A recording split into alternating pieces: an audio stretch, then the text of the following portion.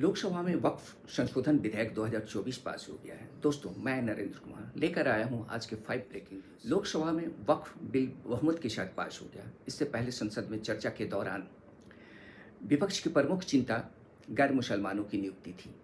पक्ष में 288 वोट पड़े और विपक्ष में 232। ओवैसी ने बिल के मसौदे पर कहा कि यह बिल इस तरह से है जैसे आप मोदी सरकार के खिलाफ अविश्वास प्रस्ताव ला सकते हैं, लेकिन वक्फ का जो अध्यक्ष होगा उसके खिलाफ अविश्वास प्रस्ताव आप नहीं ला सकते हैं। नॉमिनेट भी स्टेट गवर्नमेंट करेगी। यह कैसा लोकतंत्र है। उन्होंने आरोप लगाया कि इस बिल का मकसद मुसलमानों को जलील करना है। मैं गांधी की तरह इस बिल को फाड़ता हूँ। इस तरह से ओवैसी ने विरोध में वक्फ बिल की कॉपी को भरे संसद में फाड़ा। कांग्रेस संसदीय दल की नेता सोनिया गांधी ने कहा है कि सरकार सोची समझी रणनीति के तहत समाज का ध्रुवीकरण कर रही है और वक्फ विधेयक जैसे कदम समाज को बांटने की उसकी इस रणनीति का हिस्सा है।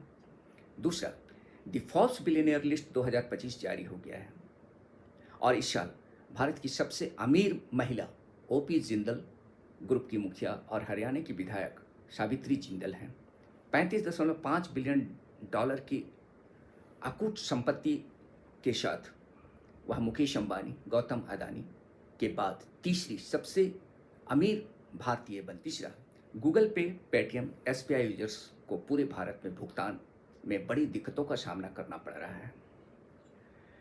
पिछले कुछ दिनों से गूगल पे के सर्वर में खराबी आने की वजह से पूरे विश्व भर में भुगतान की समस्या देखी जा रही है। बैलेंस ऑफ पेमेंट गड़बड़ हो गया है। उम्मीद है बहुत जल्द गूगल इस पे काबू। चौथा, अमेरिका के राष्ट्रपति डोनाल्ड ट्रंप ने लगभग सभी आयातों पर 10% टैरिफ टैक्स लगाने की घोषणा की है। इस आदेश को अमेरिका के लिए आर्थिक स्वतंत्रता की घोषणा बताई जा रही है। ट्रंप ने भारतीय आयातों पर 26% तक टैरिफ टैक्स लगाने की घोषणा की है। आयातित वस्तुओं पर 26% टैरिफ लगाने से आयात लागत में वृद्धि होगी, जिससे भारतीय अर्थव्यवस्था पर नकारात्मक प्रभाव पड़ सकता है। संभावित रूप से मुद्रास्फीति बढ़ सकती है और उपभोक्ता खर्च में कमी आ सकती है। टैरिफ से अंतर्राष्ट्रीय व्यापार बाधित हो सकता है, जिससे अन्य देशों द्वारा जवाबी कार्रवाई की संभावना बढ़ सकती है। इससे भारतीय निर्यात को। पांचवा, वक्फ बोर्ड के नाम पर देश को हिंदू मुस्लिम विवाद में उलझाकर प्रधानमंत्री नरेंद्र मोदी